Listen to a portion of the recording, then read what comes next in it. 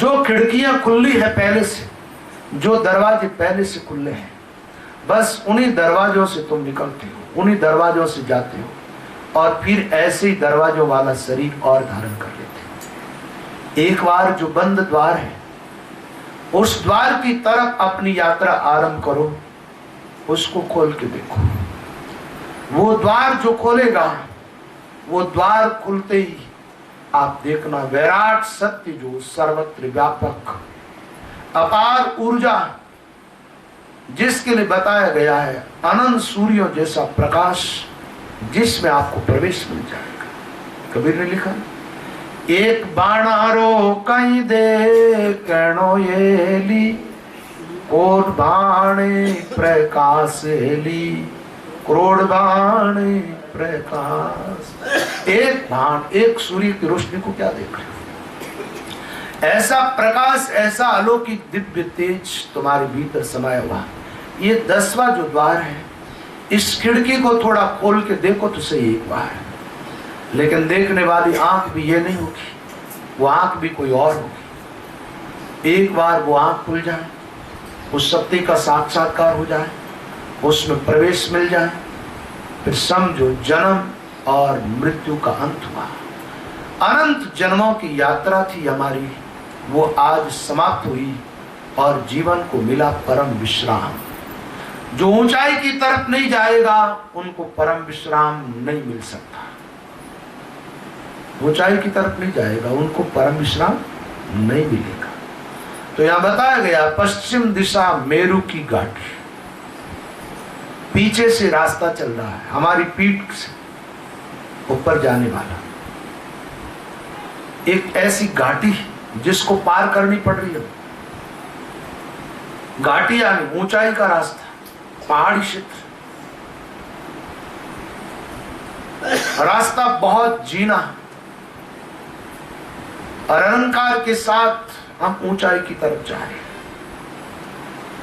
कहते 20 गांठ टूटी, 21वीं पे जाकर के थोड़े ठहरे और इस पूरी नाल को देख लिया, आगे बढ़ गए और शब्द पहुंच गया त्रिकुटी के अंदर। हमारा ध्यान त्रिकुटी पे आया। ऐसा मान लो अब ऊर्जा जो है, अब हमारी जो शक्ति है, अब हमारा जो तेज है, वो किधर बहने लगा? ऊंचाई की तरफ, और रास्ता एकदम तैयार हो गया।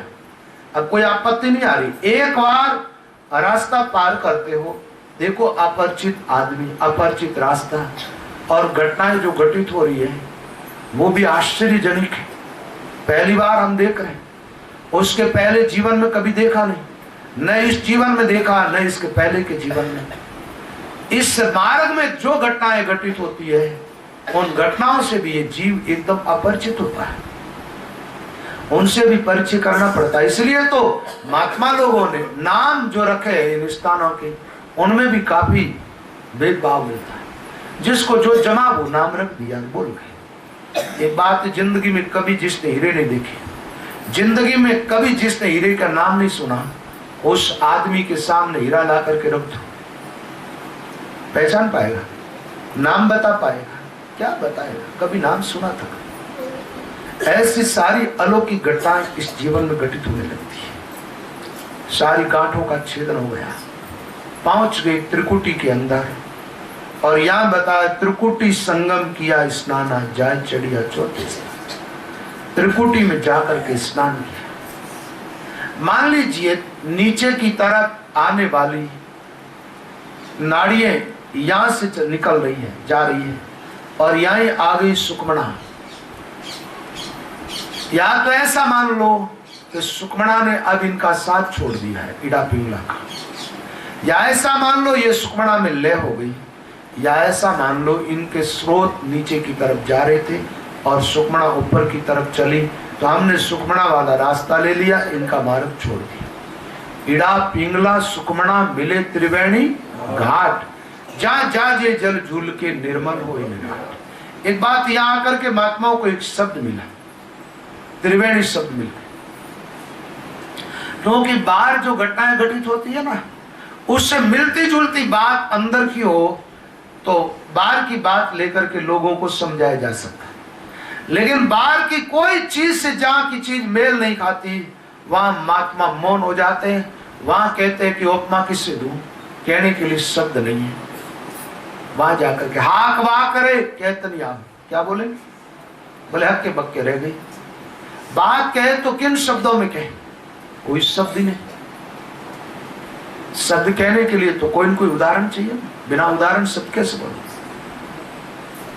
त्रिवेणी की बात कह दी, इलाहाबाद में त्रिवेणी चलती है, वहां 3 नदियों का संगम है, गंगा, यमुना और सरस्वती, तीनों नदियों का संगम। नदियां 3 थी, अब 1 हो गई। ऐसे मान लीजिए कि हम अनेकता में जी रहे थे, अब आगे का रास्ता एकता का है। सब एक में धीरे धीरे समाप्त होते जा रहे हैं, सब अपना अस्तित्व खो रहे हैं, धीरे धीरे एक बसता जा रहा है। यहां आकर के स्नान किया, स्नान करने का मतलब क्या, नाई स्नान किया, मैल दूर हो गया। त्रिकुटी में कौन सा स्नान किया, त्रिकुटी में जो साधक ना लेते हैं उनको अंत्यकंठ से छुटकारा मिलता है, आगे फिर शुद्ध चेतना रहती है। एक बात है, जितना विचार है, वैचारिक द्वंद्व वो कहां रहता है, अंत्यकरण के अंदर। निर्णय लेने वाली बुद्धि जिसको हम अंत्यकरण कहते हैं, संकल्प विकल्प करने वाला मन उसको भी अंत्यकरण कहते हैं। मैं हूं ये अहम, इसको भी अंत्यकरण कहते हैं। चिंतन जिससे हम करते हैं उसको चित्त कहते हैं, वो भी अंत्यकरण की एक वृत्ति है। मैंने आपको एक बात बताई थी, साधना की बात आरंभ की तब, कि जो अपने मैं को छोड़ देता है वो परमात्मा में प्रवेश पा लेता है। अब यहाँ मैं को छोड़ने वाली जगह आ गई है, यहाँ मैं को किस प्रकार छोड़ा जाए, दीपक को छोड़ करके और ये लोग कैसे आगे बढ़े, ये जो भी प्रसंग होगा आपको कल की सत्संग में सुनाया जाएगा। अभी मैं अपने बोल को यहीं विश्राम दूंगा। आप सब भाई बहन थोड़ी देर के लिए आंखें बंद करके श्वासोश्वास नाम सुमिरन करें। एक बात है, काफी आगे के स्थानों की बात कर ली मैंने, और मैंने यहाँ जितनी बातें बता दी है वो केवल सत्संग में बातें बताई गई है। साधना करने वाले साधक तो अपने गुरु के सानिध्य में रह करके करते हैं, और जितने स्थानों को पार करता जाता है आगे का स्थान गुरु बताते जाते हैं, और उनके बताए हुए मार्ग के अनुसार चलते वो साधक सफल हो जाते हैं। यहाँ तो मैंने सत्संग में साधन की बातें समझाई है। अब आपको साधना उस ढंग से करनी है, भजन उस ढंग से करना है, जितने आप आगे बढ़ते हो वहीं पर आपको ध्यान केंद्रित करना है। और वैसे कल नाभि की बात बताई, आज ध्यान तो त्रिकुटी में कर लो, कोई आपत्ति की बात नहीं। त्रिकुटी स्थान में ध्यान लगा करके और श्वासोश्वास नाम सुमिरन करें। और त्रिकुटी में जब ध्यान लगाए तो ऐसा समझे कि सारी चेतना सिमट करके आ गई है त्रिकुटी, और एक दीपक की लो प्रज्वलित है, जहां दीप का ध्यान मत करना, केवल लो, दीपक की लो, आग, ऐसा अनुभव होगा आपको, एक परम प्रकाश, उसमें ध्यान केंद्रित करें। और सुमिरन जैसा आप करते हो श्वासोश्वास वैसा ही करना। बोलो ना, आंख बंद कर लो, सीधे बैठ जाओ, श्वास दोनों बराबर, श्वासोश्वास श्रद्धा वात्सल्य में यहाँ पर स्वामी श्री रामचंद्र महाराज की अमृतवाणी का प्रसंग समारंभ किया जा रहा है, जो श्रवण मनन एवं निध्यासन करने का पुरुषार्थ करें। कल के सत्संग में आप लोगों ने त्रिकुटी तक की बात सुनी थी, साधना। इंगला पिंगला सुकमना मिले त्रिवेणी घाट, जहाँ जाए जल झूल के निर्मल हो विराट। त्रिवेणी नायके किया गगन प्रवेश, 3 लोग सो अलग सुख योग चौथ देश। महात्माओं ने बताया त्रिवेणी का अर्थ होता है 3 धाराएं। तो इन 3 धाराओं में ना करके और महात्मा लोग शुद्ध होके आगे निकले। वैसे 3 धारा दृष्टा, दृश्य और दर्शन की। लेकिन बात यह है कि दृष्टा और दृश्य दोनों प्रकट है। दर्शन जो है वो छिपा हुआ। त्रिवेणी के तट जाकर के आप देखोगे तो गंगा और यमुना की धाराएं दिखाई देती हैं, लेकिन सरस्वती की धारा दिखाई नहीं देती, वो गुप्त चलती है। सरस्वती की धारा केवल हिमालय में उनके उद्गम स्थान पर ही दिखाई देती है। उसके आगे सरस्वती कहाँ चलती है किसी को कोई पता नहीं। वो तो आगे उनका कोई अलग अस्तित्व ही नहीं है ना। वो तो अलकनंदा में आके मिल जाती है और वो अलकनंदा आके गंगा मिल जाती है। उसके बावजूद भी संगम जो है वो इलाहाबाद के अंदर बताया गया। तो ये बार का दृष्टांत दिया महापुरुषों ने। एक बात है, कोई भी बात बताई जाती है कुछ बार की चीजों की उपमा देकर के, तो आप ऐसा मत सोचना कि बाहर है जैसा ही भीतर है। घटना तो कुछ अलग ढंग से घटित होती है, अनुभव तो कुछ अलग ढंग से होता है, लेकिन बताने के लिए शब्दों का जो प्रयोग किया जाता है वो ठीक ठाक शब्द जहां से मिल जाए और जिस उदाहरण के साथ जुड़ जाए उससे जोड़ के बता दिया जाए। जैसे आगे के प्रकरण में आएगा कि हजारों पांख का एक फूल खिल गया और हर एक उस फूल की कली पर अनंत सूर्यों जैसा दिव्य प्रकाश, दिव्य रोशनी।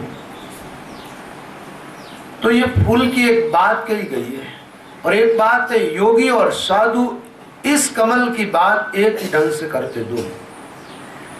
इसके पहले की बातें दोनों की अलग अलग होती है, क्योंकि दोनों का रास्ता भी अलग अलग।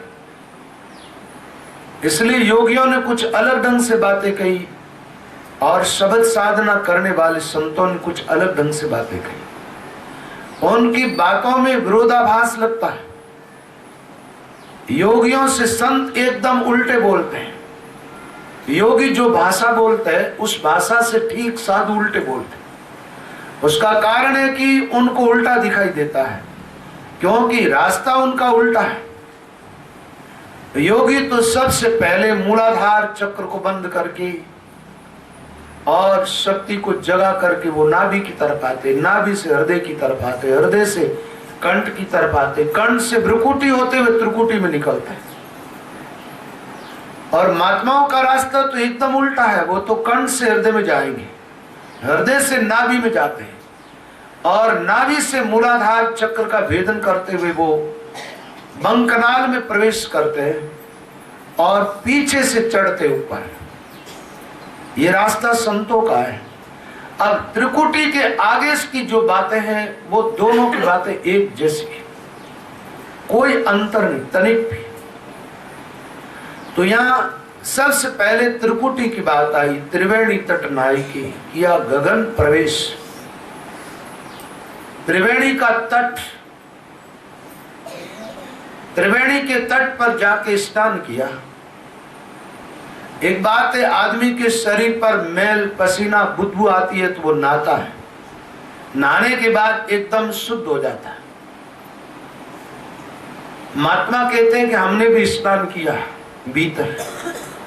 भीतर की त्रिवेणी में नहाए और वहां स्नान करके आगे बढ़े।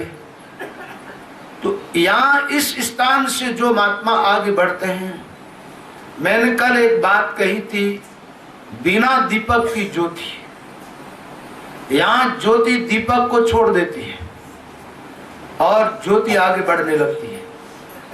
इसलिए यहां से आगे की बात महात्माओं ने कही तो आत्मा और परमात्मा की एकता की बात कहती है।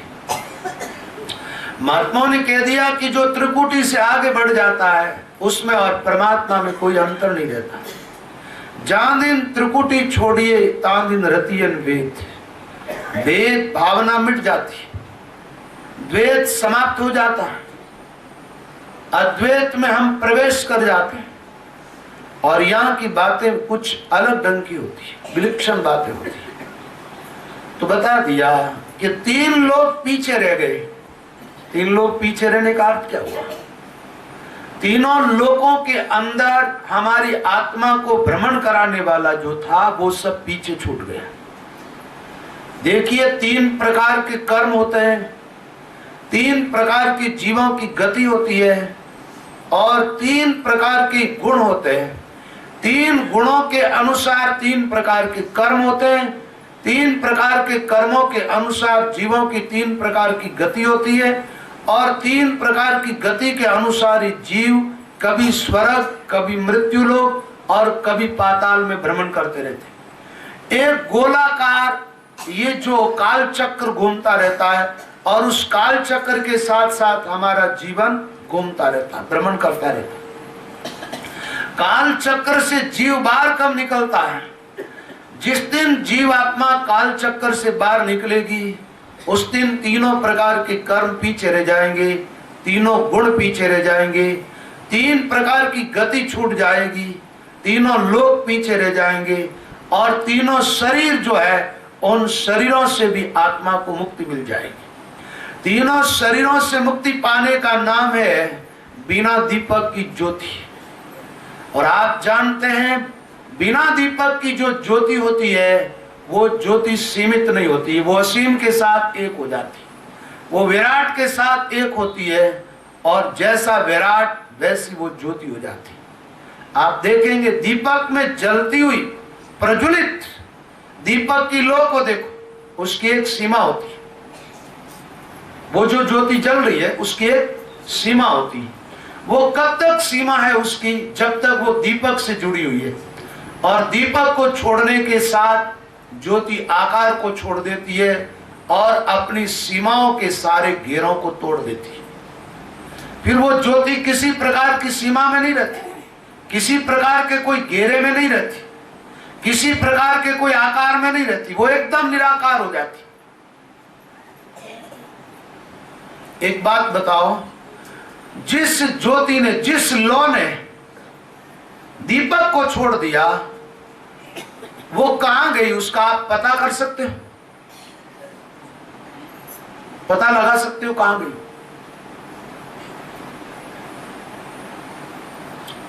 किस सीमा में जाकर के ठहरी है आप कुछ अनुमान लगा सकते? एक बात है, उस ज्योति का स्वतंत्र कोई अस्तित्व ही नहीं रहा, इसलिए वो किसी प्रकार की कोई सीमा में रही नहीं, सारी सीमाओं को पार कर गई और निराकार रूप जो है अग्नि का उसमें समा गई। एक बात है, ये बात भी मैं आपको बता रहा हूं क्योंकि इससे बढ़िया कोई शब्द मुझे दिखाई नहीं दे रहा है जिन शब्दों में बांध करके मैं कोई बात बता सकूं। आपका शरीर जो है ये एक दीपक की नहीं है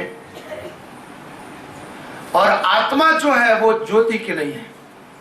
यहां से आगे का क्षेत्र जैसे ही त्रिकुटी छोड़ के आगे बढ़ते हैं और ये ज्योति धीरे धीरे दीपक रहित होने लगती है, आत्मा रूपी ज्योति। और जिस दिन 10 द्वार के आगे की बात करूंगा तो आपको बता दूंगा कि ये ज्योति ने अब इस ढंग से इस देह रूपी दीपक को छोड़ दिया है। फिर वो जाएगी कहां? जो परमात्मा निर्गुण है, निराकार है, सर्वत्र व्यापक है, आकार रहित, उसके साथ एक हो जाएगी, फिर वो पकड़ में नहीं आएगी। इसलिए इस स्थान से आगे की जहां बातें कही गई है उन बातों में इस प्रकार की बातें हैं कि ब्रह्म प्रश्या की दशा बताऊं, बाहर के लक्षण पिचनाऊं, जाके रंग एक ही राव, और उसके लिए रंग और राव एक हो गया। माया सेती करेन भाव, जाके अंदर ब्रह्म रस बूठा, सकल व्यवहार हो गया। व्यवहार कुछ बचा ही नहीं उनके लिए।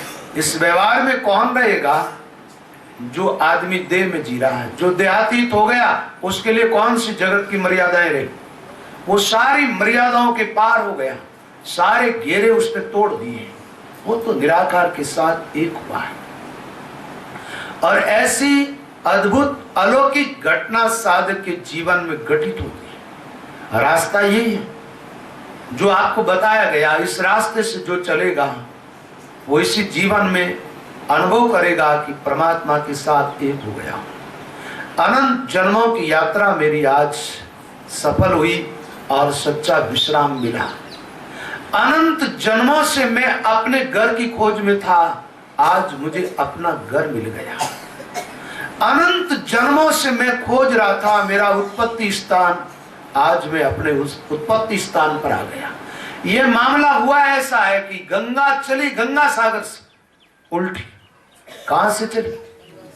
गंगा सागर से उल्टी गंगा चली और पहुंच गई गोमुख पर, और वहां जाकर के उसने देखा कि मेरा उद्गम स्थान तो यहां है। क्या देखा? आज दिन तक हम लोगों ने देखा केवल गंगा सागर को।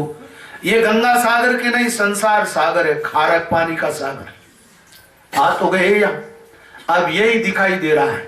जिस दिन उलट करके चलेंगे, उल्टे चलेंगे, महात्माओं के बताए हुए रास्ते पर चलेंगे, तो अपना उद्गम स्थान, अपना उत्पत्ति स्थान, जहां से इस आत्मा रूपी सरिता का स्रोत निकला है, वहां जाकर के उस स्रोत को देखेंगे, और वो है परमात्मा। आग प्रज्वलित नहीं थी तब कैसा रूप था उसका? निराकार। और आधार छोड़ने पर अग्नि का रूप कैसा होता है? निराकार। आधार जब तक पकड़ रखा है तब तक अग्नि साकार रूप में रहेगी, और आग साकार रूप में रहेगी तब तक उसकी एक सीमा रहेगी। वो आग कभी असीम नहीं हो सकती। असीम होने का एक ही तरीका है कि सारी सीमाओं को तोड़ दिया जाए, और सीमा जब ही टूटेगी जब हम आकार को छोड़ देंगे, आधार को। आग लकड़ी में लग रही है, जिस दिन अग्नि लकड़ी को छोड़ देगी उस दिन उसकी सारी सीमा समाप्त हो जाएगी। जिस दिन आग दीपक को छोड़ देगी उसकी सारी सीमाएं समाप्त हो जाएगी, वो सीमा रहित हो जाएगी। ऐसे आत्मा जिस दिन तीन प्रकार के जो शरीर है, स्थूल, सूक्ष्म और कारण, इन तीनों शरीरों को आत्मा रूपी ज्योति जब छोड़ देगी, तीन प्रकार के कर्म, संचित, क्रियमान, प्रारब्ध, ये तीनों कर्म जिस दिन आत्मा छोड़ देगी उस दिन निराकार हो जाएगी। और तीन गुण है, सात्विक, राजस और तामस, इनको छोड़ देगी तब क्या होगा? निराकार हो जाएगी। और जो साधन करके त्रिकुटी तक पहुंचेगा, करीब करीब जगत की पकड़, शरीर की पकड़ छूट जाएगी, करीब करीब लगभग संसार का आकर्षण समाप्त होगा। इससे आगे बढ़ने की बात तो कुछ बात ही विलक्षण घटित होती है। मन, बुद्धि और चित्त, अहंकार, आप जानते हैं दुनिया को पकड़ने की चार ही औजार है। क्या है? जगत को पकड़ने के औजार चार है। मन है, मन से संसार को पकड़ा जाता है। बुद्धि है, जिसमें संसार का निश्चय किया जाता है। अहम है, जिसमें आदमी है पने का अनुभव करता है, मैं हूं। और चित्त, जिसके अंदर जगत का चिंतन किया जाता है। ये चारों औजार छोड़ दिए जाए तो संसार की पकड़ छूट जाती है। और जिस दिन हम संसार की पकड़ छोड़ देंगे उस दिन निराकार में प्रवेश कर जाएंगे। उस दिन आत्मा रूपी ज्योति परमात्मा में प्रवेश पा जाएगी।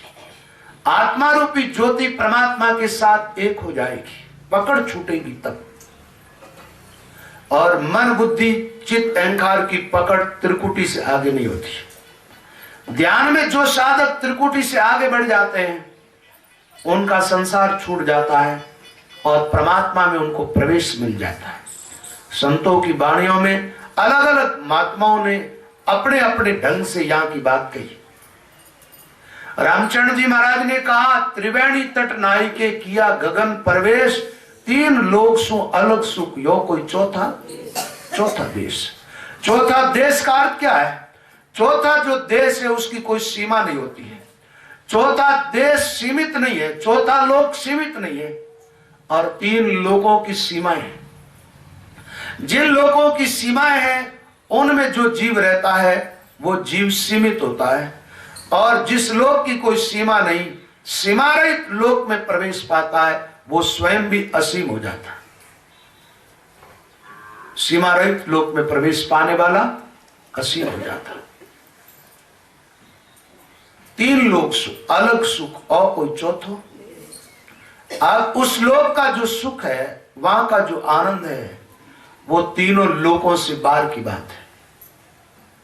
अब तीन लोक के भीतर का सुख है ही नहीं, तो उसको समझाया कैसे जाए? तीन लोक में रहने वाले लोगों को उसकी बात कैसे बताई जाए? वहां की बात तो ऐसी है, पति और पत्नी का मिलाप, और जिस आदमी ने कभी शादी नहीं की हो, वो उसके बारे में क्या बताएगा? कबीर साहब ने लिखा है, मिलगी सावागण पीव सहेली, तन मन की ना पे सहेली, तन मन की ना पे के कबीर सा धर्मी दास ने ली, पहुंचा दीवाने देश ली, पहुंचा दीवाने देश। ये दीवानों का देश वहां पहुंचे। परमात्मा के साथ आत्मा का मिलन हुआ। आत्मा और परमात्मा दोनों जुदा थे पहले। आत्मा जो है बंधी हुई थी देह के अंदर, तीनों गुणों के अंदर, तीन प्रकार के कर्मों के अंदर, तीन लोग के घेरे के भीतर ये चक्कर लगा रही थी। और एक दो दिन से नहीं, अनंत युगों से ये आत्मा तीनों लोग के भीतर चक्कर लगाती है। कभी स्वर्ग, कभी मृत्यु, कभी पाताल। तीन गुना का कर्म कर कर नाना जूनी भुगतायो, स्वर्ग मृत्यु पाताल लोक में ऐसो चक्कर घुमायो, अब के सदगुरु मोहि जगायो, सूतो तो अचेत नींद में बहुत काल दुख पायो। अब तो सदगुरु मिले, ऐसी युक्ति बताई, तीनों लोक की जो सीमा थी वो सीमा हम पार कर गए, उन सीमाओं से बाहर निकल गए, सीमाओं की दीवारों को नीचे गिरा दिया। आगे बढ़े तो आगे तो असीम तत्व जिसकी कोई सीमा नहीं, सीमा रहित जगह पे पहुंच गए। उल्टे चलने पड़ेंगे। जो उल्टा चलना नहीं सीखेगा वो सीमाएं पार नहीं कर सकता। जो उल्टा नहीं चलेगा, चक्रव्यूह के साथ चलेगा, वो चक्रव्यूह में चक्कर लगाता रहेगा। और चक्रव्यूह की जो वेग, उनका जो चलन है, उसे एकदम उल्टा हो जाएगा। उल्टा होगा, उसको रास्ता मिल जाएगा चक्रव्यूह से बाहर निकलने का। जैसे चक्रव्यूह ऐसे घूम रहा है और आप भी उसके साथ साथ घूमते रहो और साथ साथ घूम ही रहो। आज से थोड़ी घूम रहे, अनंत युगों से। और उल्टा चलने की कोई बात बताए तो आदमी सुनता तो है, और सुनता है तो आदमी को सुनने में थोड़ी अच्छी भी बातें लगती है, लेकिन उल्टा चलने को आदमी तैयार नहीं होता। बिरले लोग, हजारों लाखों में कोई एकाध उल्टा चलने के लिए तैयार हो जाता है, ताकि तो सब करीब करीब लोग उसी बाव के साथ चल रहे, बाव के साथ चक्रव्यूह में चलते जा रहे। उल्टा चलते ही दरवाजा मिलता है, और उस दरवाजे से हम बाहर निकल जाए, उसी दरवाजे की तरफ चलने की मैं बात कर रहा हूं। शरीर के अंदर एक खिड़की है ऐसी, जिसको खोल दिया जाए और जिस रास्ते से आदमी बाहर निकल जाए, आप देखना इस चक्रव्यूह के परे हो जाएगा, तीनों लोक से बाहर हो जाएगा, सारी हदें टूट जाएगी, सारे आकार छूट जाएगा, और उस दिन वो व्यक्ति केवल ब्रह्म हो जाएगा। क्या होगा? केवल ब्रह्म। अब कई बार कहते हैं ना, अमुक महात्मा अपने आप को ब्रह्म कहते हैं, तो वो गलत नहीं बोल रहे हैं।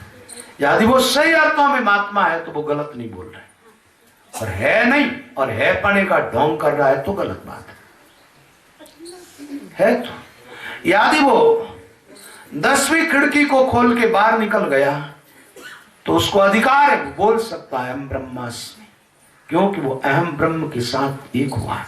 जो ब्रह्म है सर्वत्र व्यापक, उसके साथ एक होके बोल रहा है। अब वो तो वो रहा ही नहीं, उसका अहम तो मिट गया ना। एक बात है, जो ज्योति थी दीपक को छोड़ के गई, उसने अपना तो अस्तित्व खो दिया ना। अब अस्तित्व किसका बचा? जो सर्वत्र व्यापक निराकार रूप में आग है, केवल उस आग का अस्तित्व बच गया है। और वो आग बोलती है कि मैं ब्रह्म हूं, तो क्या गलत बोल रहा है? वो आग यदि व्यापक निराकार आग बोल रही है कि मैं ही ब्रह्म हूं, तो उसका बोलना गलत नहीं है। लेकिन दीपक की लो बोलती है कि मैं ब्रह्म हूं, तो वो गलत है, क्योंकि वो एक सीमा में है, वो किसी आधार को पकड़ के बैठी। आदमी छोड़ने को तो कुछ भी राजी नहीं, और बोलने में बहुत ऊंची भाषा बोल जाता है। जो छोड़ने को राजी नहीं होगा, ऊंची भाषा बोलने से ऊंचे पद को प्राप्त नहीं कर लिया जा सकता। एक बात है, आदमी छोड़ने तो चाहता नहीं है, मोह और ममता। आदमी केवल मिट्टी और पत्थर से बने हुए घर है, उस घर को भी पीठ देनी नहीं चाहता। आदमी को थोड़े दिनों के लिए जो लोग मिले, जो बिछड़ने वाले, उनको छोड़ करके भी दूर होनी नहीं चाहता। थोड़े दिनों के लिए मिला शरीर, इस शरीर से बाहर निकलने को राजी नहीं, और बात ऊंच करे तो कैसे जमेगा। एक बात है, ब्रह्म के साथ एक होने के लिए आपको देह छोड़नी पड़ेगी, ये पक्की बात है। देहातीत होना पड़ेगा, और देह से संबंध जो टूटता है, मैं धीरे धीरे उधर ही जा रहा हूं, बात को अपनी उधर ही ले जा रहा हूं, और मैं ज्यादा विस्तार करना नहीं चाहता। मैं इस बात को बहुत संक्षिप्त में सुनाना चाहता। मैं जानता हूं कि ये मेरी बातें बहुत सारे लोगों को काम की नहीं है। बहुत सारे लोग बैठते हैं मन मार करके, बेचारे क्या करें। अब इतने दिनों तक सत्संग सुना है, तो अब थोड़े दिनों के लिए सत्संग छोड़े कैसे?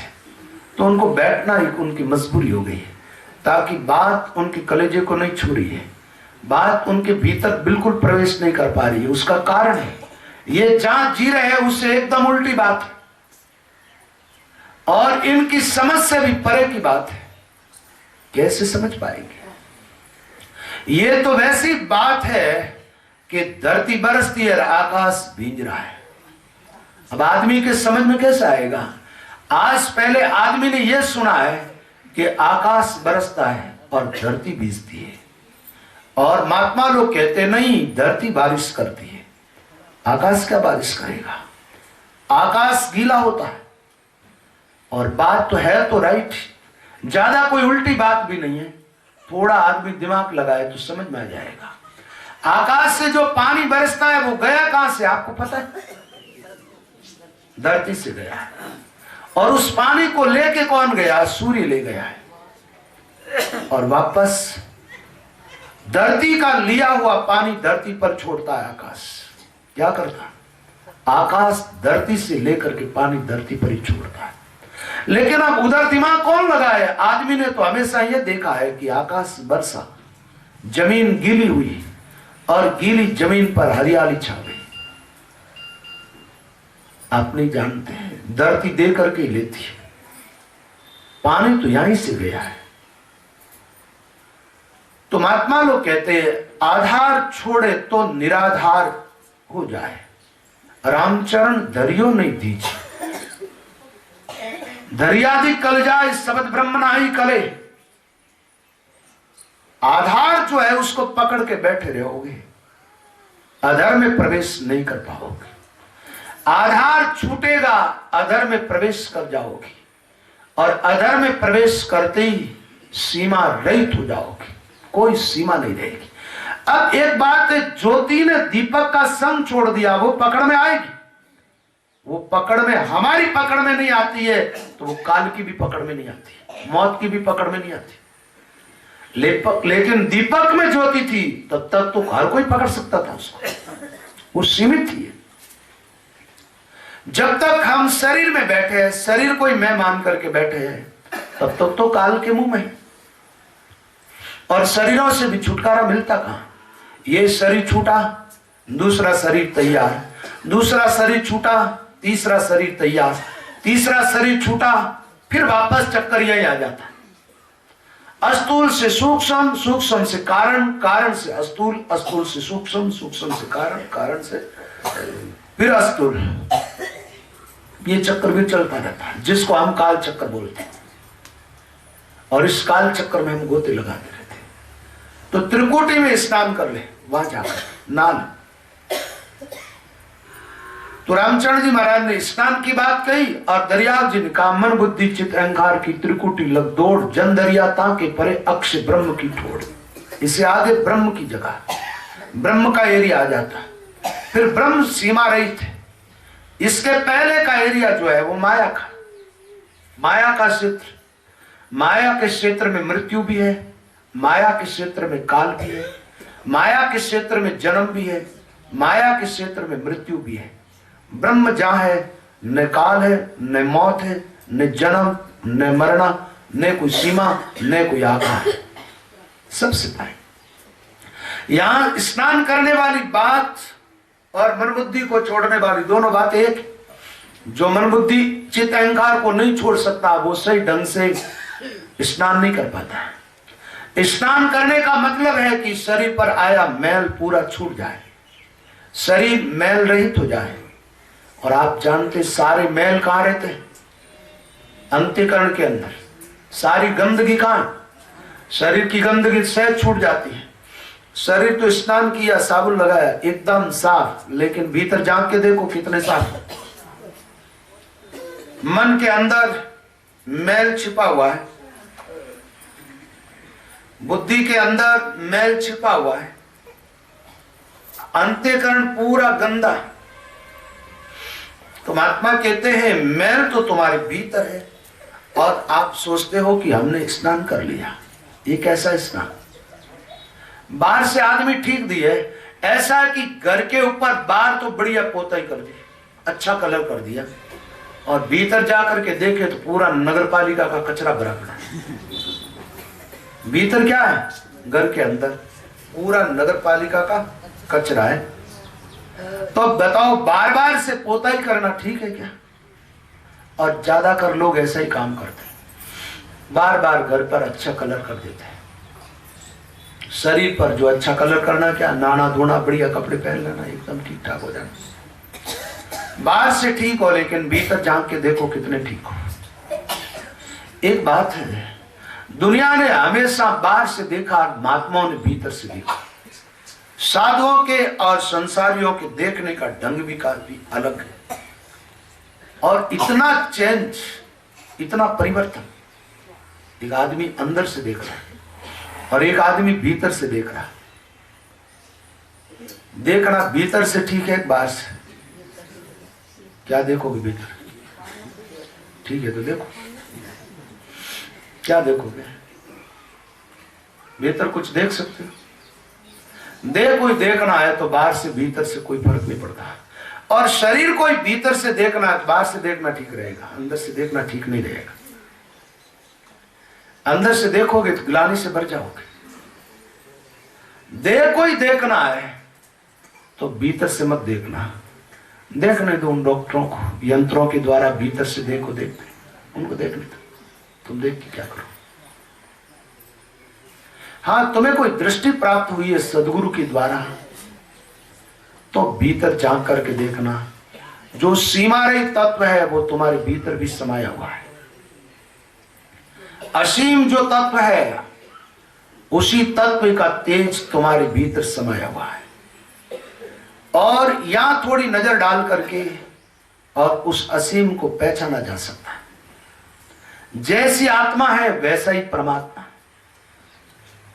अंतर है तो इतना ही है, आत्मा देह के साथ जुड़ी हुई है और परमात्मा किसी के साथ जुड़ा हुआ नहीं। आत्मा देह से बंधी हुई है और परमात्मा की किसी प्रकार का बंधन नहीं है। आग की दृष्टि से देखो तो निराकार आग और दीपक की लौ में कोई अंतर, लेकिन अंतर की दृष्टि से देखो तो बहुत कुछ अंतर है। दीपक की लौ दिखाई दे रही है, दीपक की लौ दीपक से जुड़ी हुई है, और निराकार आग किसी से जुड़ी हुई है क्या?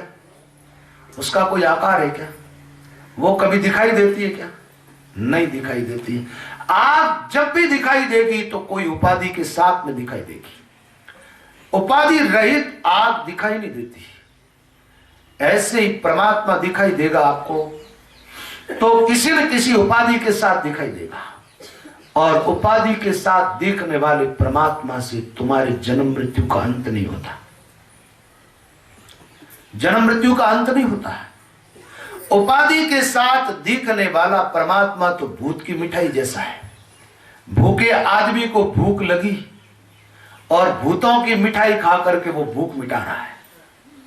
भूत की मिठाई से कभी भूख मिटती, सपने की मिठाई से कभी भूख मिटती, और सपने की संतान से कभी वंश की वृद्धि होती है क्या?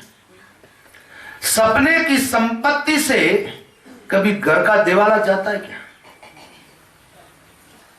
सपने की संपत्ति कोई काम की नहीं होती, बेकार होती है।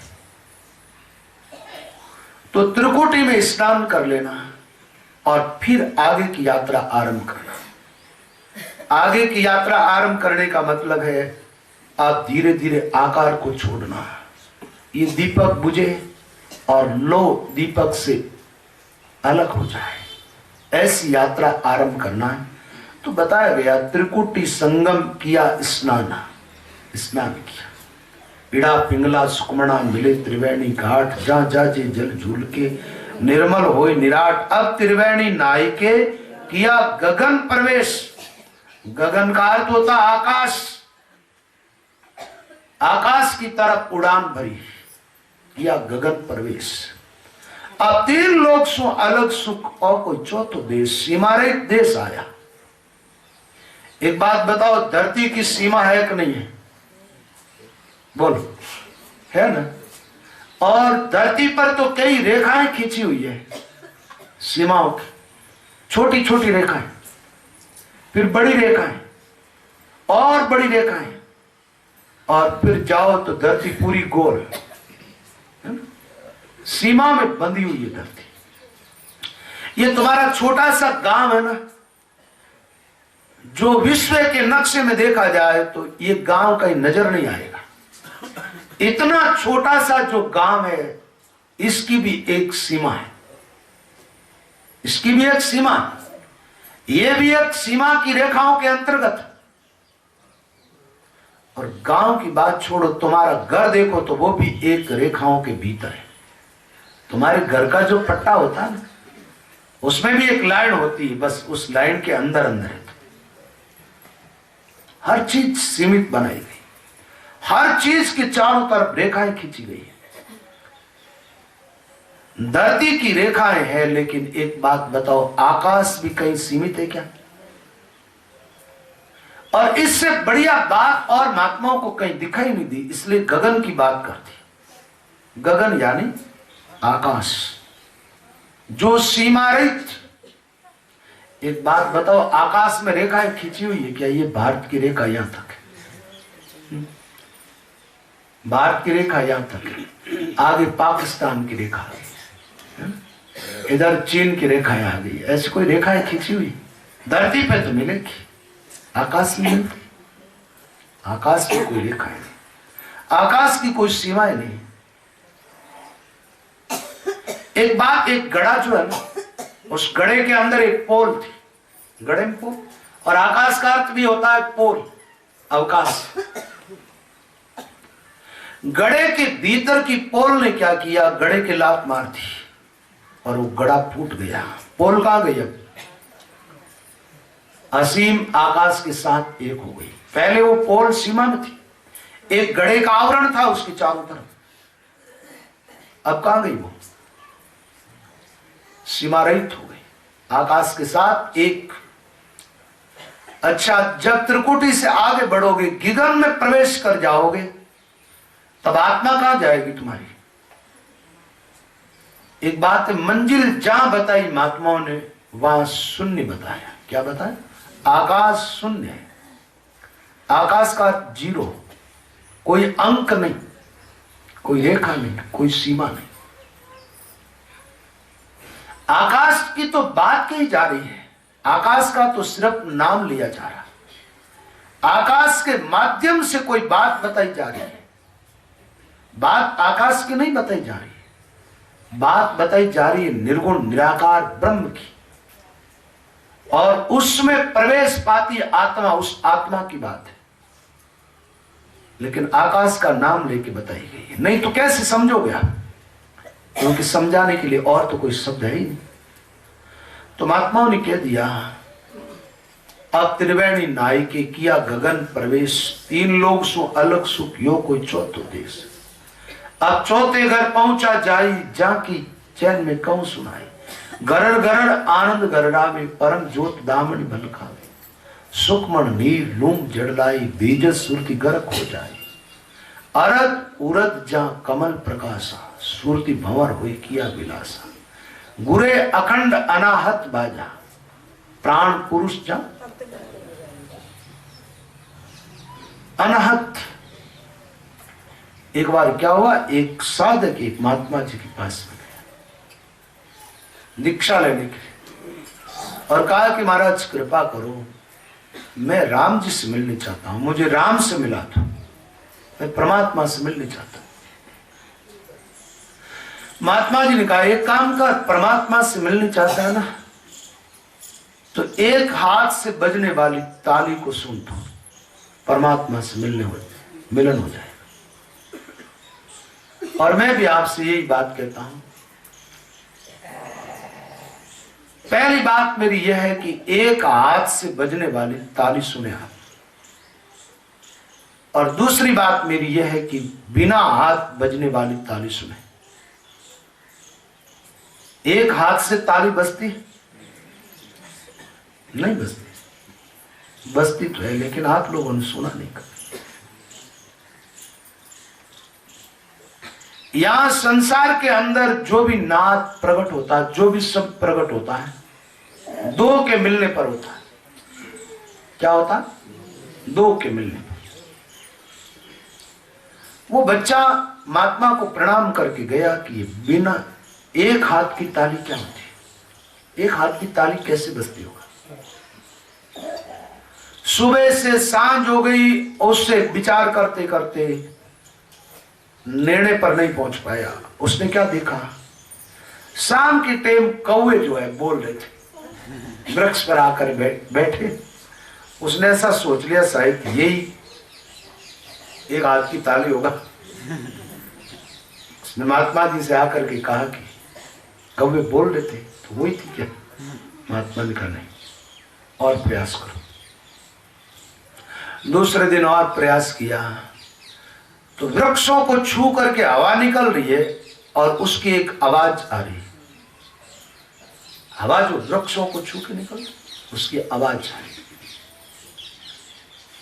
बच्चे ने आकर के कहा कि ये वृक्षों को छू करके हवा निकलती, उस समय आवाज आती है, यही एक हाथ से बजने वाली ताली होगी। महात्मा ने कहा वह हवा और वृक्ष दो हो गए ना, एक हाथ से बजने वाली ताली। वो समझाते गए, धीरे धीरे वो साधक अपने आप में आता गया और आखिर उसने अपने भीतर की आवाज को सुनना आरंभ किया। वैसे अपन जो बोलते हैं ना अनहद, ये अनहद से अनहद बना। अनहद का मतलब क्या होता है? बिना हाथ बजने वाली ताली। बिना हाथ बजने वाले बाजे, बिना हाथ बजने वाला कोई नाद, कोई यंत्र।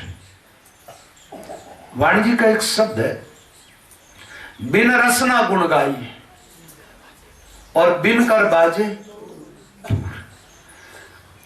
अब कोई भी यंत्र को बजाए तो बिना हाथ तो आदमी कैसे बजाएगा? पहले उस यंत्र को हाथ में लेगा, फिर बजाएगा। वो तबला बजाना है तो हाथ से बजेगा, मजीरा बजानी है तो हाथ से, जांज बजानी है तो हाथ से, बीना बजाना है तो, बांसुरी बजानी है तो। ऐसा कोई बाजा आप लोगों ने देखा जो बिना हाथ बजते हो? ऐसा दुनिया में तो कोई यंत्र अभी तक हुआ नहीं जो बिना हाथ के बजा दिया जाए। जो भी बजता है, आपने सोचा होगा कि ये जो आवाज आई बिना हाथ बजी, नहीं, ये हाथ से बजी हुई आवाज। हाथ से बजी हुई आवाज को कैच किया गया है। बिना हाथ आवाज कैसे निकलेगी? ये आवाज निकले, किसी चीज को छुओ तो आवाज निकलेगी। लेकिन एक ऐसी भी जगह है जहां साधक प्रवेश कर जाए, बिना बजाए बाजे बज रहे हैं। अनहद सुनो बड़ भागिया, जन्म मरण मिट जाए। अनहद की नाद बिना बजाए अनेक प्रकार के बाजे बज रहे हैं, अनंत। और वहां हम प्रवेश कर गए, त्रिकुटी को छोड़ा, आगे बढ़े, और जो जो आगे बढ़ते त्यों त्यों नाद अपने आप आवाज हो रही है। उसको साधारणतः लोग सुननी चाहे तो ऐसे सुन सकते हैं, नाद की आवाज। अपने कान और आंख बंद कर ले तो ये जो घटनाएं ध्यान में घटित होती है ना, एक क्षण के लिए साधक के जीवन में घटित हो जाएगी। आंख और कान, जैसे ये योगी लोग भामरी प्राणायाम करवाते तब क्या करते, दबा करके आंख को दबा लो और कानों को एकदम बंद करो। साधारण आदमी बिना साधना करने वाले को सुनाई देने लगेगा, भीतर कुछ आवाज आ रही, बाजे बज रहे, झिलमिल झिलमिल चमकता हुआ नूर दिखाई देगा। और ध्यान के द्वारा त्रिकुटी से आगे बढ़ जाओगे, आंख बंद नहीं करनी पड़ेगी, कान बंद नहीं करना पड़ेगा, अपने आप इन बाजों की आवाज तुम्हें सुनाई देने लगेगी। अपने आप दिव्य अलौकिक प्रकाश जिसके अंदर आप प्रवेश कर जाओगे। और इस नाद के बारे में महाराज ने वाणी जी में लिखा है, शब्द प्रकाश में तो बातें बहुत कम आई नाद के बारे में, लेकिन जहां रेखताएं चालू होती है वहां पर महाराज ने नाद के बारे में काफी कुछ लिखा है।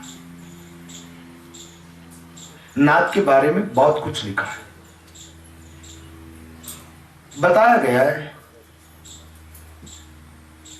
ये प्रसंग इस प्रकार है, रसना लिव से शब्द जब सरकिया, कंठ के ध्यान विश्वास पाया, इंगला पिंगला चलत दो एक रस, कंठ हृदय विचे ध्वनि लाया, शब्द प्रकाश हृदय भया, परम सुख प्रेम का चांदना तिमर भागा, ब्रैती तपस शीतल भई, पिवक पी रोम ही रोम जड़ अधिक लागा, नाभि कमल जाय सबक फिर उलटिया, मेरु के दंड होई गगन आया, पर्श के त्रिकुटी नाय त्रिवेणी तट, गगन का गोक पर जाय छाया, तीन ही लोक से अलग सुख देखिया, सुरती और शब्द मिल करत केला, रामी चरण अब होई न्यारा नहीं, अष्ट ही जाम नित रहत बेला।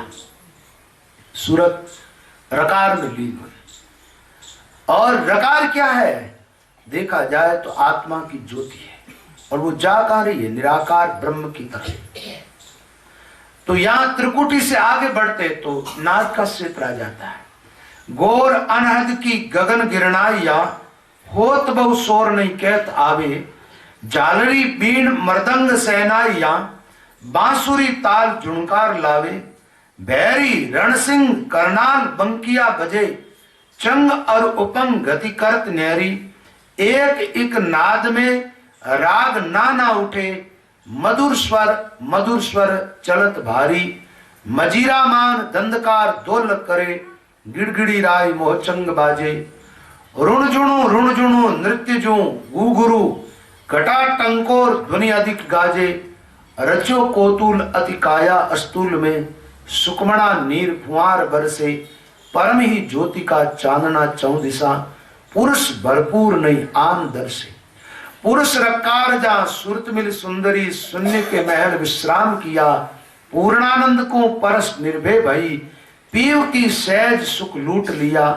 अंग सु अंग मिल संग छांडे नहीं, सुनत जा राग मस्ताक होई, राम ही चरण वा देश की सहन को, मैरवी संत बिन लखे न कोई, गगन का गोक पर जोक ऐसी बनी, संत कोई ध्यान दर सुख लूटे, अगम ही शब्द की धुनि जहां हो रही, अखंड जुणकार नहीं तार टूटे, बात कांसू कहूं कौन माने यह, ब्रह्म की भूल से तर्क उठे, राम ही चरण ये घोर सुन सुखी भया, मिल रही सुरती अभिनाई छूटे, गगन ही मंडल में एक अचरज भया, बपु बिना पुरुष एक रमत देखा, पांच ही तत्व सु रहित वो पुरुष है, नाई कोई तांस के रूप रेखा, अगम अगाध अतोल अमाप है, वार नहीं पार नहीं गम लेखा, राम ही चरण वा देश में रम रहे, उलट नहीं बौर कोई धरत बेका, शब्द का राज कोई संत जन करते है, मारता मोह मेवासी राजा, कायागढ़ जीत और किले दाखिल हुआ, बजे अनहद जा अगम बाजा, अमी धोरा बहे सुरती अचवती रहे, सुकमणा नीर जा जरत जाजा, राम ही चरण अब संत कृपा भई, राव और रंग से कौन काजा। ऐसी जगह पहुंच जाती। तो यहां बताया गया है घोर अनहद की। अनहद, अनहद का मतलब हुआ हद से पार निकल गई, हद के परे की गौर सुनने लगी। अब वो आवाज सुनाई देने लगी जिसकी कोई सीमा नहीं, असीम की आवाज कान में आई। एक बार कान बंद हो गए ना, सीमित की आवाज भीतर आनी बंद हुई तो असीम की आवाज हमें सुनाई थी। संसार की आवाजें सुनते रहे जब तक कान खुले थे, और ये आवाज जब सुनाई देती है जब कान बंद हो जाते। एक बात है, त्रिकुटी से आगे जब साधक निकलता तो ये कर्ण इंद्री का तो एरिया पीछे रह जाता। एक बात है, 10 जो नाड़ियां हैं 10 द्वार से संबंध रखने वाली, वो तो त्रिकुटी से नीचे ही रह जाती सारी। इड़ा पिंगला भी यहां थक जाती है तो ये सारी इंद्रियां अपना काम करना बंद कर देती। 10 इंद्रिय, इंद्रियाती तत्व में हम जब प्रवेश करते तब इंद्रियां अपना काम नहीं करती। आंख पहले देखती थी, अब जो दिखाई दे रहा वो आंख से नहीं, वो आंख की आंख से दिखाई दे रहा है। आज पहले कान जो सुनते थे, अब जो ध्वनि सुनाई देती है वो कान से नहीं, वो कान का कान सुन रहा है, कान का कान। आज पहले बाजे हाथों से बजाए जाते थे, आज हाथ के हाथ बाजा बजा रहा है और कान के कान सुन रहा है, आंख की आंख देख रही है। ये बातें कुछ अजीब ढंग की लगेगी आपको, क्योंकि ऐसी बातें सुनी नहीं और सुनी तो देखी नहीं। देख तो सकते हो लेकिन देखने के लिए थोड़ा तैयार होना पड़ेगा। अब तो बादलों में ऐसी गर्जना होने लगी जो आज पहले ऐसा शब्द सुना नहीं। ऐसी बारिश बरसने लगी जो जिसमें अमृत ही बरस रहा है और धारा बंद नहीं हो रही। ऐसा दरियाव देखा जिसकी कोई सीमा ही नहीं, सीमा रहित। ऐसा हंस देखा जिसकी पांख नहीं और वो उड़ता है। कुछ अलौकिक बातें दिखाई देने लगी। गौर अनहद की शब्द शब्द करना या होत बहु शोर नहीं कहता, शोर मचा। अनंत प्रकार के बाजे बजने लगे। कहे तो कैसे कहे जब तक तो बात बदलती रहती है। अब एक बात और है, जो अनुभव किया जा रहा है ना, उस आत्मा की कोई जबान नहीं है, वो जबान से परे। उसको इन बातों का अनुभव हो रहा है तो वो बात जबान से कैसे कही जा सकती है। जबान पर जो शब्द आते हैं उन शब्दों में जबान से बात कही जाती है। यहां की बातें कुछ ऐसी है जो शब्द जबान पर नहीं आते। यहां तो भाई काल चक्र चलता है, तो काल चक्र में तो सीमाओं की अवधि होती है और सीमा की अवधि में रहने वाला आदमी असीम की बात पूरी कैसे कह सकता है। तो मैं भी पूरी बात नहीं कर पाया, जब से पहले टाइम पूरा हो गया मेरा। मैं तो आज सोच के ही आया था कि करीब करीब ये बात आज पूरी कर दूं, कल कोई नए ढंग से दूसरी बात चालू करें वाणी के आधार पर, लेकिन नहीं कर पाया। मैं तो रोज कह ही देता हूं कि मेरे बस का काम नहीं है बात पूरी करना। तो कल ये बात बताएंगे आपको। अनेक प्रकार के बाजे, अनेक प्रकार के सूर्य, अनंत सूर्यों का प्रकाश, और ये एक खिड़की आगे बची हुई है, इसको खोलना जरूरी है। उसको खोल के थोड़े बाहर निकलना, बाहर निकल के इस मुर्दे शरीर को अपने से अलग देखना है। हो सकता है आप प्रयास करें तो देख लें। देखने की बात तो मैं बता दूंगा, निकलना नहीं निकलना वो तुम्हारा काम। बोलो राम। अब थोड़ी देर के लिए आप सब भाई बहन आंखें बंद करो। यहाँ पर स्वामी जी श्री रामचंद्र जी महाराज की अनुभव वाणी का प्रसंग समारोह किया जा रहा है। तो श्रवण मनन एवं नित्यासन करने का विचार करें। वाणी जी के अंदर शब्द साधना की बात चल रही है। राम नाम का सुमिरन किस प्रकार करें, कैसे एक एक करके स्थान से आगे निकले और भजन करने के बाद परमात्मा तत्व की जीवात्मा को प्राप्ति कैसे होती है, जन्म मृत्यु का अंत कैसे होता है, वो सारी बात महापुरुषों ने बताई। एक बात है, हमारे संतों ने जितनी सरलता से ये बात कही है, अन्य ग्रंथों में मिलनी मुश्किल है। बात ग्रंथ मैंने भी काफी देखे हैं, लेकिन संतों की वाणियों में ये बात मिलती है। ये जो मार्ग आपको बताया जा रहा है केवल संत वाणियों में मिलता, अन्य प्राचीन ग्रंथों में नहीं मिलता, उसमें अलग ढंग की बात है। और एक बात और बता दूं कि पुस्तकें पुरानी है, उससे कोई उनका महत्व ज्यादा बड़ा नहीं, और पुस्तक नई है तो कोई उसका महत्व कम नहीं। उल्टा नई पुस्तक का महत्व ज्यादा होता है, क्योंकि ये वाणियां अभी अभी लिखी गई है, ताजी, इनमें कोई ज्यादा मिलावट जैसा कुछ भी है नहीं। महात्मा अभी हुए, कोई ज्यादा समय नहीं हुआ, और ये ओरिजिनल वाणी है, जो उन्होंने कहा वही लिखा गया, उसके अलावा और कुछ भी नहीं मिलाया गया। महाराज के शिष्य तो बहुत हुए वाणियां उच्चारण करने वाले, लेकिन किसी ने कोई वाणी के शब्दों को इधर उधर नहीं किया कि अपने शब्द अपने गुरु के नाम, ऐसा कुछ नहीं, ओरिजिनल वाणी। तो अभी इस काल में हुए और भजन करके मुक्त हुए, परमात्मा को प्राप्त हुए, उन्होंने अपना अनुभव लिखा, तो ये बातें अपने लिए ज्यादा उपयोगी, ये बातें अपने लिए ज्यादा सार्थक हो गई। अब वेद तो महाराज बहुत पुराने हो गए, वेद बहुत पुराने हैं। आप जानते हो बीज ज्यादा पुराना होता है ना, वो उपजाऊ नहीं होता। ज्यादा पुराना हो जाए बीज, वो बीज बेकार हो जाता है, किसानों को उस बीज को फेंकना पड़ता है। नया बीज खरीद करके और जमीन में बोते, फसल बढ़िया होती है। पुराने बीज की नहीं, प्राचीन ग्रंथ हो गए। एक तो वो ओरिजिनल नहीं रहे, उसमें बहुत कुछ शेपक मिला दिया गया। दूसरी बात, अरबों वर्षों पहले की भाषा और आज की भाषा में बहुत अंतर आ गया, बहुत चेंज हो गया। आदमी की रहनी करने में चेंज हो गया, आदमी की आयु में भी बहुत कुछ फर्क पड़ गया। एक समय ऐसा था जब वेदों की रचना हुई, उस समय आदमी की उम्र 1 लाख वर्ष की होती थी। कितने वर्ष की होती थी? 1 लाख वर्ष की आदमी की उम्र होती थी, और आदमी अपने हाथ से 21 हाथ लंबा होता था।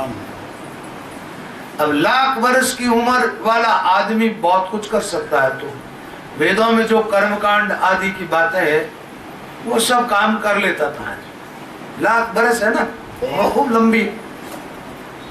अब बताओ आप लोगों की उम्र कितनी है, आपकी और हमारी? इस शरीर की उम्र कितनी भाई? कितना नीचे तो मत आओ, 50-60 मत आओ, 100 तक तो चलो। 100 वर्ष की उम्र तो मानो, तो अब 100 वर्ष की माने अपन, तो भी 1 लाख वर्ष का है, 100 वर्ष का। 1 लाख में और 100 में तो बड़ा अंतर पड़ जाता। अनुपात कहीं बैठा हो तो बैठता ही नहीं। तो 1 लाख वर्ष जिंदे रहने वाले आदमी के लिए बात कही गई है, वो बात 100 वर्ष तक जिंदे रहने वाले के लागू होगी कि नहीं होगी? ये विचार करो। लागू होगी? नहीं होगी।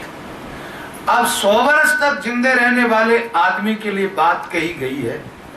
जो आदमी मान लो 100 वर्ष तक जिंदा रहा, और उन्होंने 100 साल की जिंदगी जीने वालों के लिए बात की, वो बात ज्यादा महत्वपूर्ण होगी। अब 1 लाख वर्ष वाले तो कहेंगे 100 साल तपस्या में बिता दी, क्या कहेंगे? और आपके पास राम राम ताराचंद जी आया, घना मोड़ आया नहीं, चामा से उठन लागे जेड़े गया, ए मारा पक्का भक्ता में है भाई, जना निकालो पड़ियो, मोड़ा घना आया। बोलो राम। चलो कोई बात नहीं, हाल चामा से उठे राम राम। बेटा तो लाख बरस की उम्र वाला आदमी तो अपने जीवन काल में बहुत कुछ कर सकता है। अब 100 साल वाला क्या करे? सतयुग में कहा था हिरण्यकश्यप ने 100 वर्षों तक तप किए। कितने? अब थे 100 वर्ष तप करने जाओ तो बटे मरो पीछे पाछा उन्हों काम करो, क्योंकि जिंदगी तो इतनी है। अब तुच्छ जीवन बड़ लाभ, जीना थोड़ा सा और उसमें बड़ा लाभ हो जाए, ऐसी बात हमारी महात्माओं ने बताई। तुच्छ जीवन बड़ लाभ राम जे रसना गा।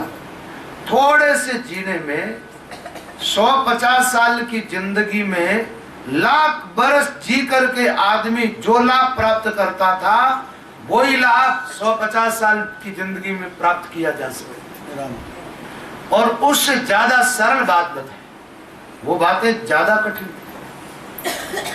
और उससे सरल। एक बात बताओ, राम राम करने में क्या कठिनाई है? और जो युक्ति बताई वो श्वासोश्वास की, उसमें भी कोई कठिनाई है क्या? कठिनाई है? श्वास तो वैसे ही चलती है, श्वासों के साथ राम शब्द को जोड़ दो और बैठा सुमिरे राम को निश्वास आनंद, श्वासोश्वास राम राम करते रहो।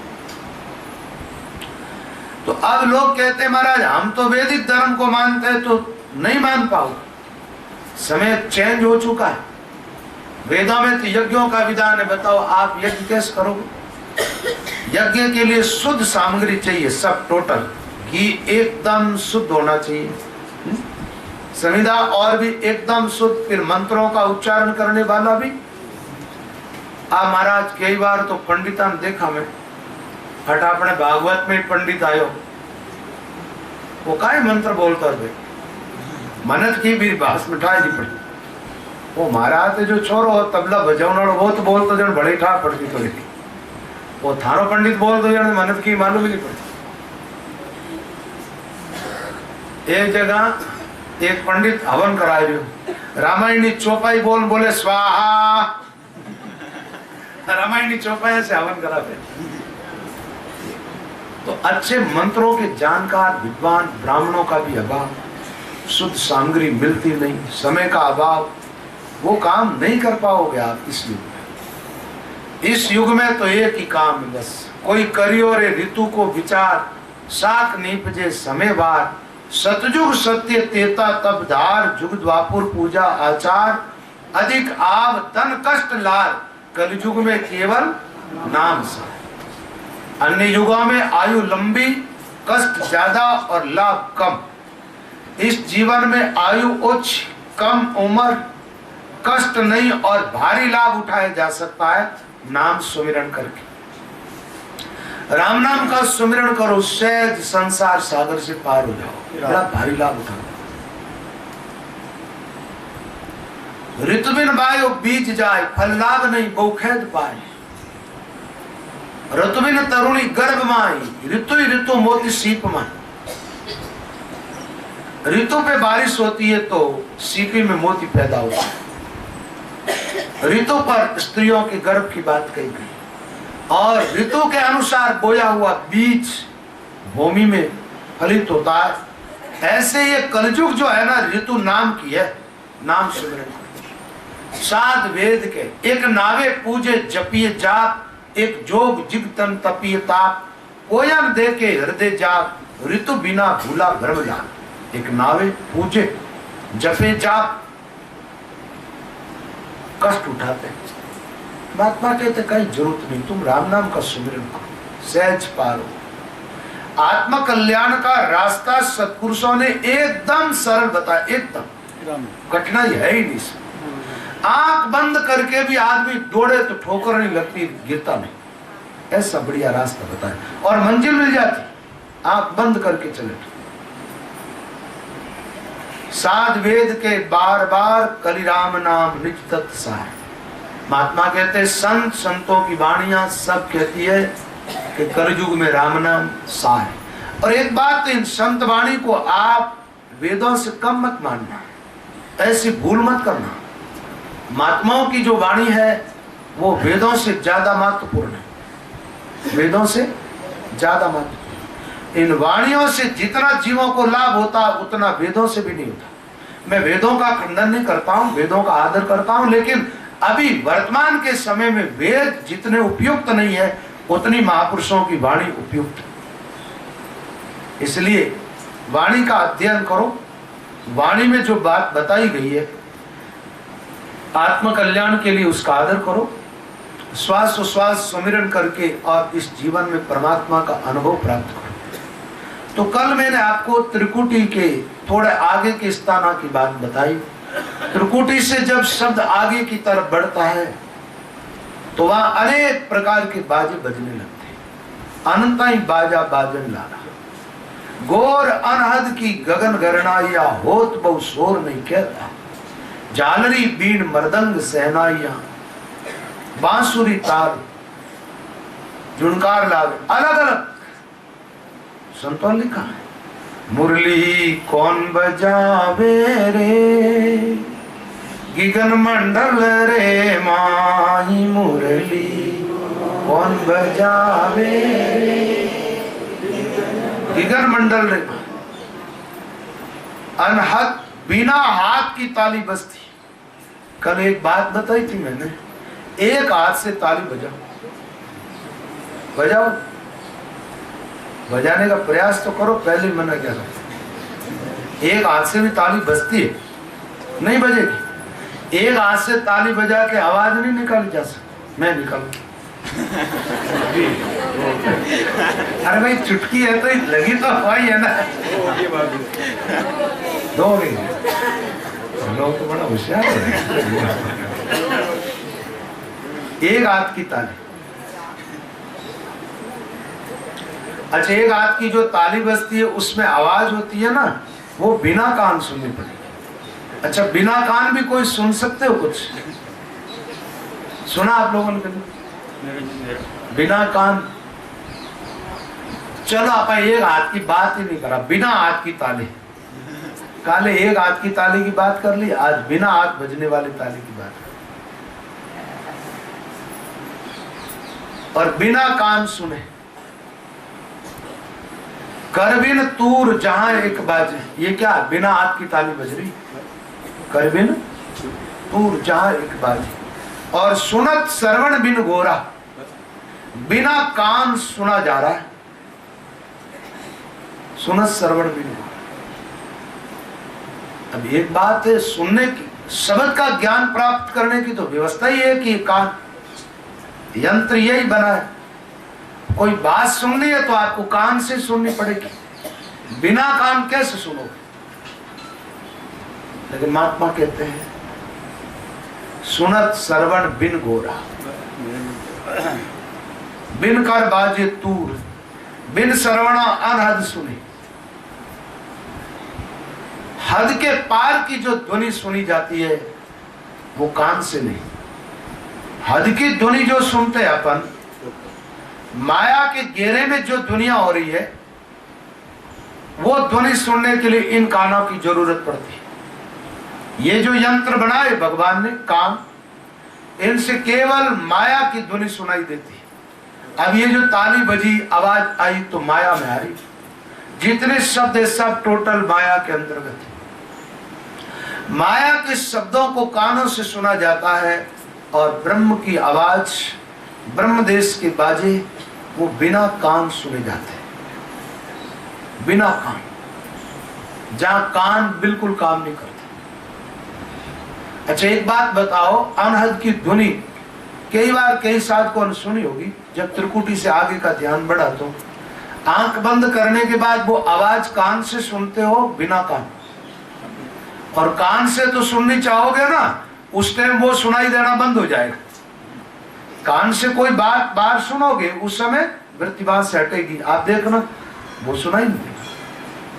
तो बिना कान सुनने वाली बात वो आवाज प्रकट होती है, कान त्रिकुटी से आगे निकलते चले। ये छोटे छोटे 9 प्रकार की जगह हैं, 9 प्रकार की नाद, और एक एक नाद के अंदर अनेक प्रकार की धुनिये, अनेक प्रकार के बाजे बजते हैं।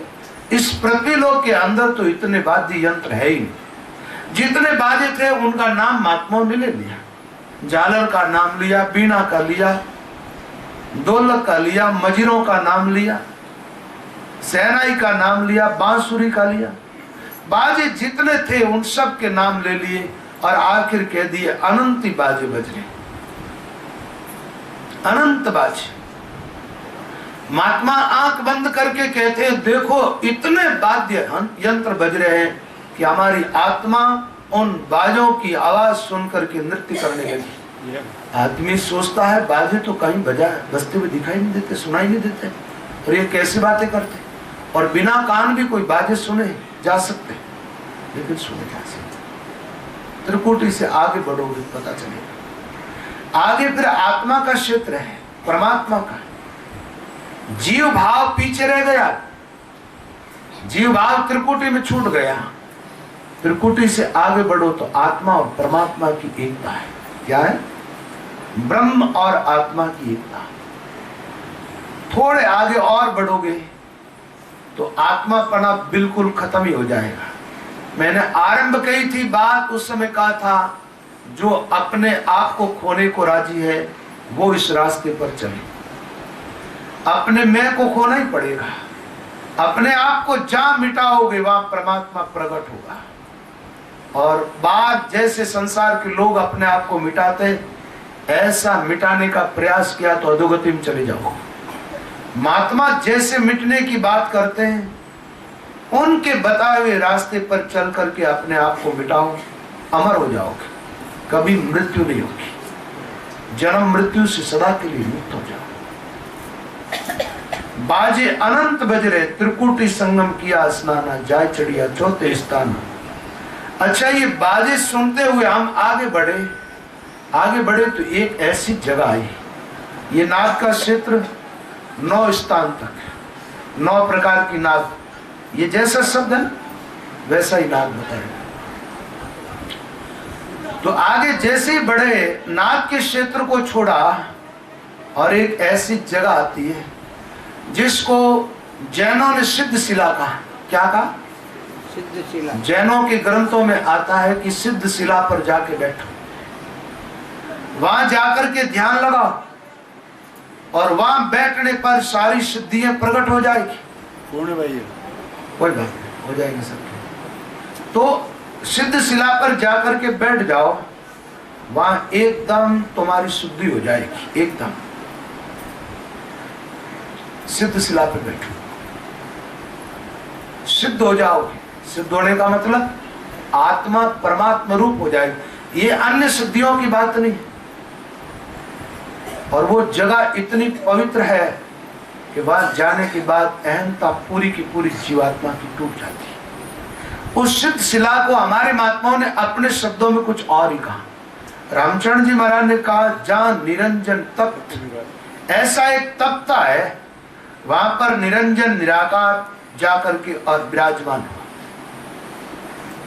निरंजन निराकार कहां बैठा जाके? एक तप्ते पर। एक बात आदमी विचार करेगा, भीतर गए, अंदर ही अंदर, भीतर ये यात्रा हुई है। ऊंचाई पर चले गए, वहां तख्ता ला करके किसने लगाया? जो बैठा है ना, उसने अपने लिए तख्त पहले से तैयार कर रखा है। वहां कोई तख्ते नहीं है, वहां एक स्थान है जिसको तख्ता कहा जा सकता है, जिसको सिद्ध शिला भी कहा जा सकता है। और कोई महात्मा अपनी लैंग्वेज में और कुछ कह सकते हैं, लेकिन वो जगह एक ऐसी है, स्थान एक ऐसा है जहां पहुंचने पर आकार से संबंध टूट जाता है। कल मैंने एक बात बताई थी आप लोगों को कि एकदम जब आगे बढ़ोगे तो दीपक की लौ जो है वो दीपक का साथ छोड़ेगी। ऐसे आत्मा आकार को छोड़ करके और निराकार में प्रवेश कर जाएगी, आकार को छोड़ देगी। और आकार को छोड़े उस स्थान का नाम क्या है? वहां बताया निरंजन। निरंजन मतलब आकार रहित तत्व। वहां अनुभव हुआ साधक को, आकार छूट गया, आकार की पकड़ एकदम छूट गई। अब हम निराकार हैं। अब निराकार में मिलने के अधिकारी हुए। किससे? एक बात है, आत्मा परमात्मा में कब लय होगी? किसी आकार को लेके लय हो जाएगी? आत्मा परमात्मा में जब ही लय होगी जब सारे आकार छोड़ देगी, एकदम निराकार हो जाएगी। जैसा ब्रह्म निरंजन है वैसे आत्मा एकदम निरंजन हो जाएगी। हम भजन करते हुए कहां पहुंचे? उसी स्थान पर, जो स्थान निरंजन का है, जहां अंजन नहीं, जहां किसी प्रकार का आकार नहीं। आकार है लेकिन उस आकार की पकड़ छूट गई है। जैसे आप लोगों ने नारियल को देखा, नारियल का फल कच्चा होता तो उसकी गिरी अंदर से चिपकी रहती, एकदम ऊपर जो एक खोल होती है नारियल की, वो बड़ी कठोर होती है, उस खोल के एकदम वो चिपकी रहती है। अब चिपकी रहती है, उस समय नारियल से वो गिरी निकालो तो आप बड़ी कठिनाई से निकलती है। और वही नारियल जब परिपक्व हो जाता है, एकदम पक जाता है, पक जाता है। नारियल के परिपक्व होने का अर्थ है जो वृक्ष जिस चीज से प्रकट हुआ था ना, वो चीज उसके भीतर वापस प्रकट हो गई। क्या हुई? नारियल से पेड़ उत्पन्न हुआ और नारियल वापस उसके भीतर प्रकट हुआ। हम सब किससे उत्पन्न हुए थे? परमात्मा से। साधना नहीं की जब तक तो हम जन्म मृत्यु के बहाव के अंदर चल रहे थे, और जब साधना हुई तो क्या हुआ? जीवन में एक परिपक्वता आई, और परिपक्वता आई तो भीतर कौन प्रकट हुआ? परमात्मा। अच्छा, परमात्मा जब प्रकट हो गया और उस निरंजन तत्व का हमने ध्यान किया, उससे हमें क्या लाभ हुआ? हमारी आत्मा शरीर रूपी खोल के एकदम चिपकी हुई थी। आत्मा किससे चिपकी हुई थी? शरीर रूपी खोल के, यानी शरीर के साथ आत्मा अपने आप को एक मान करके बैठी थी। उस आत्मा ने आज क्या किया? उस आत्मा ने शरीर का साथ छोड़ दिया। अब वो आत्मा कहां आ गई? निरंजन निराकार के अंतर्गत। तो देह अध्यास टूट गया, देह से एक संबंध छूट गया, और देह से संबंध पूरा का पूरा जब टूट जाता है आत्मा का, उस समय आत्मा कैसी होती है? जैसा परमात्मा है निरंजन निराकार वैसी। लेकिन उसके लिए थोड़ा ऊपर उठना पड़ता है साधना करके। एक बात बताओ, जैसे गंदा पानी है नालियों का, और नालियों का पानी जहां अकेटा होता है, उस पानी को आप क्या कहते हो? सच बताओ, आपकी पानी गंदा है क्या? गंदा है पानी। क्यों है वो पानी गंदा? कि गंदगी के साथ जुड़ा हुआ है, गंदगी के साथ। अब मूलतः जो तात्विक दृष्टि से देखे तो गंदगी पानी में नहीं है। पानी में आगंतुक दोष है, गंदगी और पानी दोनों साथ हो गए तो पानी क्या? अब ऐसा नहीं कहते कि गंदगी पड़ी, क्या कहते? गंदा पानी, पानी गंदा। ऐसे ईश्वर की अंश आत्मा, ब्रह्म का अंश ये आत्मा शरीर के साथ एक हुई तो कैसी हो गई? पानी जैसी। एक बात है, जब सूर्य की किरणों का और सूर्य की उष्णता का संग करे वो पानी, तो उस गंदगी को छोड़ा जा सकता है। पानी भाप बन के आकाश में चला जाएगा, गंदगी आकाश में नहीं जा सकती, गंदगी पीछे छूट जाएगी। अब जो आकाश में चला गया, जो पानी बादलों में है, क्या वो पानी भी गंदा है? वो पानी गंदा नहीं है। बादलों में जो पानी है वो एकदम शुद्ध तो है, लेकिन वो अपने मूल तत्व से अभी जुदा है, इसलिए वो शुद्ध है तो ही वापस आ सकता है। और बादलों से पानी वापस बरसता है तो जमीन को नहीं छूता है, तब तक तो वो पानी कैसा होता है? एकदम शुद्ध। और जमीन को छूते ही पानी गंदा होने लगता है। तो आत्मा जब मूल प्रकृति और माया से अलग रहती है तब तक तो आत्मा रहती है एकदम शुद्ध, और माया का संग करते ही आत्मा में विकार पैदा हो जाते हैं, आगंतुक दोष आ जाते। तो एक बात है, परमात्मा से जब तक हम अलग रहेंगे तब तक कैसी साधना कर ले, चाहे तपस्या कर ले और कुछ भी कर ले आप, लेकिन वापस शुद्ध होने के बाद भी अशुद्ध होने की संभावना। आप रोज स्नान क्यों करते? डेली करते? करीब करीब लोग तो डेली स्नान करते, कुछ लोग नहीं भी करते, नहीं करते तो वो थोड़े ठीक है, वो अपने पास में बैठ जाए तो बुद्धू। कभी कभी एड़ो काम पड़ जाओ, गांव में सत्संग करने जाओ, इनको छोटो हॉल में ए बाया बैठ जाओ, मोटा मोटा गागरा यहाँ एड़ी बास आवे बुरी बुरी, तो कारण है बनाओ कौन? स्नान नहीं कर। तो परमात्मा ने मनुष्य बनाया है एकदम पवित्रता से रहना चाहिए। आदमी को भीतर से भी पवित्र रहना और बाहर से भी एकदम पवित्र रहना, गंदा जीवन नहीं चाहिए। तो आत्मा जब ऊपर जाती है तो शुद्ध होती है, नीचे आती है तो पानी ऊपर जाता है तो शुद्ध और नीचे आए तो। ऐसे आप साधना करके ऊपर उठोगे शरीर से एकदम शुद्ध हो जाओ, और शरीर में आए तो अशुद्धि।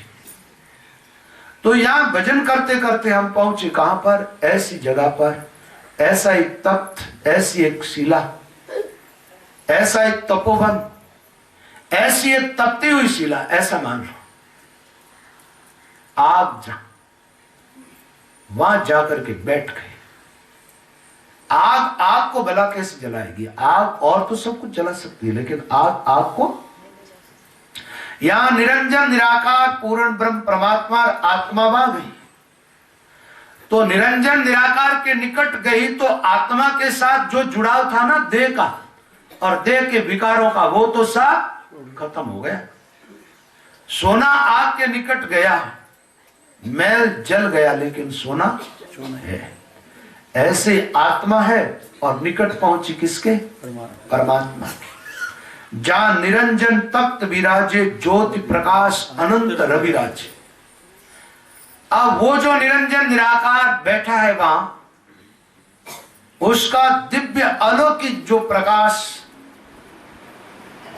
एक साथ मान लो करोड़ों सूर्य उदय हो गए हो। कैसा? एक साथ करोड़ों सूर्य। और एक बात है, ये घटना जिसके जीवन में घटित हो जाए वो बोल क्या पाएगा? एक साथ करोड़ सूर्यों जैसा प्रकाश प्रकट हो जाए तो आपकी आंख देख नहीं पाएगी। देख पाएगी?